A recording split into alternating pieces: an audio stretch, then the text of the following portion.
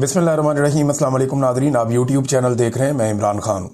आज बुध का दिन है और गुज़िश्ता रात जो कुछ हुआ पाकिस्तान तहरीक इंसाफ के साथ और जो इमरान खान साहब की बहनों के साथ, वो अब इस मुल्क की तारीख में लिखा जाएगा।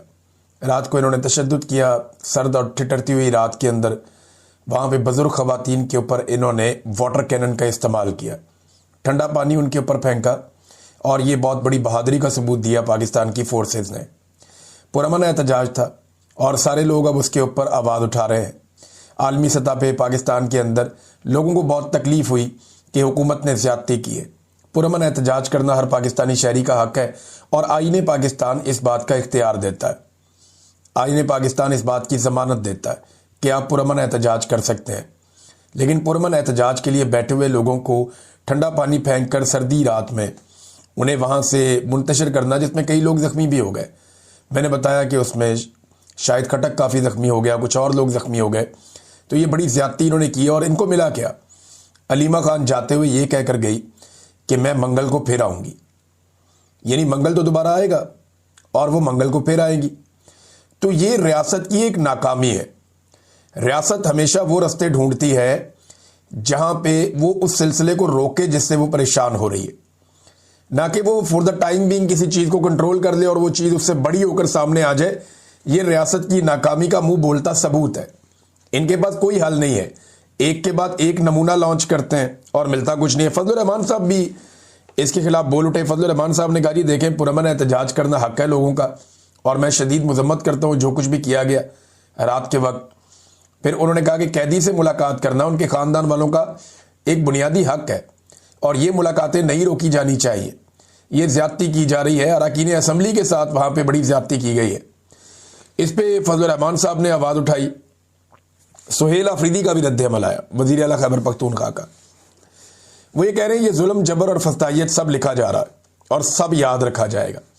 वक्त हमेशा एक जैसा नहीं रहता, क्योंकि मेरा रब जिसको चाहता है बादशाहत दे देता है और जिससे चाहता है छीन लेता है। जमहूरियत में कुर्सी कभी किसी एक के पास होती है तो कभी दूसरे के पास। हमारा हर एक कदम आइन और कानून के मुताबिक है। हकीकी आज़ादी की जिद्दोजहद में हमने कभी कानून को अपने हाथ में नहीं लिया। इसके बावजूद कुछ दिन पहले इमरान खान साहब की बहनों पर तशद्दुद किया गया और उनको बालों से पकड़ा गया। कल उन पर सर्दी की ठंडी रात में पानी फेंका गया। इनको एक दफ़ा फिर ज़मीन पर गिराया गया। ये पंजाब के ज़िला रावलपिंडी में अडियाला रोड पर किया गया है। इस सूबे में एक औरत की जाली हुकूमत है। कल जब उनकी बारी होगी तो फिर औरत कार्ड खेलने वालों के साथ भी कोई जवाब नहीं होगा। जो इनको लाए हैं, जिनके दम पर ये उछल रहे हैं, तो 1947 से लेकर आज तक वो बच जाते हैं। लेकिन पहली दफ़ा एक सियासी हुकूमत जो कि जाली है, 3.5 साल से मुसलसल जबर के तमाम रिकॉर्ड तोड़ रही है। औरतों और बच्चों से लेकर बूढ़ों तक, वर्कर से लेकर वज़ीर आला तक और वज़ीर आला से लेकर साबिक वज़ीर आज़म तक, किसी को भी नहीं छोड़ा गया। हर एक बंदा जुल्म का निशाना बना। इनमें से एक भी ना एंटी स्टेट है, ना कोई मुजरिम और ना ही करप्ट है, लेकिन तुम सब हो और फिर बर्दाश्त नहीं कर पाओगे।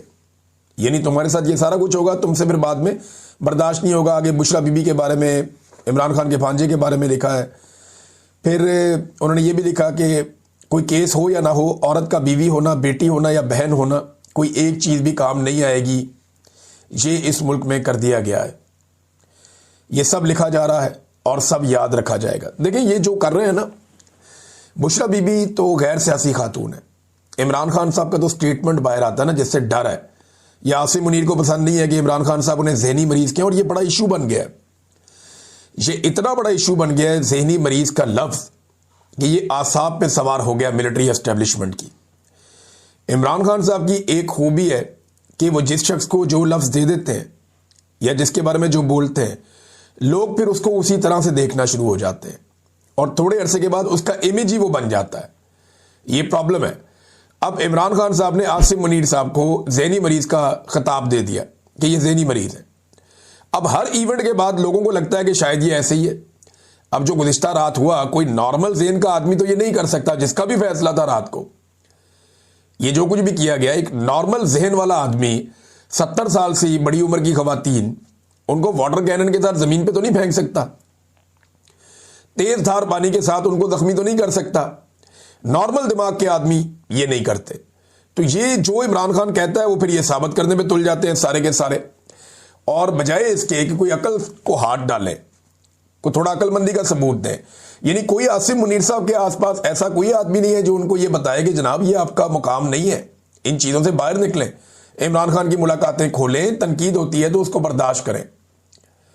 और आहिस्ता आहिस्ता जो तनकीद करने वाले लोग हैं उनको भी इस बात का आइडिया होगा कि तनकीद का लेवल क्या होना चाहिए। तनकीद का असर तभी होता है जब वो लॉजिक के साथ दलील के ऊपर हो, और जो लोग दलील से बात करते हैं उनकी बात सुनी जाती है, लंबे अरसे तक सुनी जाती है। जो गालम गलोच करते हैं थोड़े अरसे के लिए आते हैं, यूं करके ऊपर जाते हैं, यूं करके नीचे जाते हैं। ये मैं अब से नहीं कई सालों से होता हुआ देख रहा हूं। तो कंसिस्टेंट होना चाहिए और दलील के साथ बात करनी चाहिए। अब बुशरा बीबी की भी मुलाकातें नहीं करवा रहे भाई, वो तो चलो गैर सियासी है ना, उनकी बेटियां तो बाहर आके कोई स्टेटमेंट भी नहीं देती, उनके फैमिली के जो लोग हैं जो मिलकर आते हैं वो तो कभी कोई बयान भी जारी नहीं करते, तो और ना वो सियासी गुफ्तगू करती हैं। लिहाजा ये कैसे मुमकिन है कि उनकी मुलाकातें भी बंद कर दी जाए। अब बुशरा बीबी की मुलाकातें भी इमरान खान साहब के साथ ही बंद की हुई हैं, उनकी फैमिली को मिलने भी नहीं देते, जो सामान वो लेकर गए हैं बुशरा बीबी के लिए वो भी नहीं देने दिया गया। सर्दी आ रही है, सर्दी ज्यादा है, उनको नया सामान चाहिए, सामान भी नहीं देने दे रहे, और वो भी कहते तन्हाई में है बुशरा बीबी इमरान खान साहब के साथ साथ। तो ये सारा कुछ जो है ये कोई नॉर्मल आदमी नहीं कर सकता। और दूसरी बात आप ये ध्यान में रखें कि एक खातून है, खातून कैदी के हुकूक को इस तरह छीन लेना ये कोई आम बात नहीं है, और वो साबिक खातून अव्वल भी है। चले इमरान खान से इशू है कि इनके ट्विटर के ऊपर स्टेटमेंट जारी हो जाता है, तो बुशरा बीबी का तो ट्विटर का अकाउंट भी नहीं है जिसके ऊपर वो स्टेटमेंट जारी कर दे, और कभी कुछ ऐसा हुआ भी नहीं। अब नादरीन मैं आपके सामने एक मुवाजना रखता हूं, क्योंकि 10 दिसंबर है, आज इंसानी हकूक का दिन है। आज इंसानी हकूक का दिन है, और पाकिस्तानी होने के नाते मुझे इस पे इसलिए भी बात करनी है कि पाकिस्तान दुनिया के उन चंद ममालिक में है जिनमें इंसानी हकूक की धज्जियां उड़ाई जा रही हैं। पाकिस्तान में एक ही वक्त में म्यांमार का मॉडल भी है, उसी वक्त में इसराइल और फलस्तीन वाला मॉडल भी है, उसी वक्त में शुमाली कोरिया वाला मॉडल भी है। यानी दुनिया के जिस जिस खित्ते में जो जो जुल्म और बर्बरियत हो रही है उसका एक हिस्सा पाकिस्तान में मौजूद है। पाकिस्तान को एक ऐसे पिंजरे में कन्वर्ट किया जा रहा है जिसके अंदर जो लोग मौजूद हैं उन्हें खाने के लिए भी कम मिलता है, बोलने के लिए भी कम मिलता है, सोचने के लिए भी कम मिलता है, और उनको एक मुश्किल तरीन जिंदगी में घेर लिया गया है। जो इस पिंजरे से बाहर निकलना चाहता है उसको एयरपोर्ट पे रोक लिया जाता है और जहाज़ों से उतार दिया जाता है। हत्ता कि दुनिया के कई ममालिक को पाकिस्तान ये रिक्वेस्ट कर चुका है कि आप हमारे शहरियों को खुशामदीद ना कहें, या हमारे लोगों को आप वीज़ाज ना दें। मैं कहता था ना ब्रेन ड्रेन हो रहा है, ये मानते नहीं थे। अब ये खुद ही लोगों को, मुल्कों को दरखास्त करें, बजाय इसके कि आप दूसरे मुल्कों की जाके मिन्नतें करें। आप पाकिस्तान के हालात को बेहतर करें ताकि लोगों को एतबार आए। तो 10 दिसंबर है नाज़रीन, इंसानी हकूक का दिन है। ये दिन एक और हवाले से बड़ा इंपॉर्टेंट है। 10 दिसंबर 2000, आज से 25 साल पहले, नवाज शरीफ साहब फौजी डिक्टेटर के साथ डील करके पाकिस्तान से भाग गए थे। नवाज शरीफ ने 425 दिन की जेल काटी थी, 1 साल और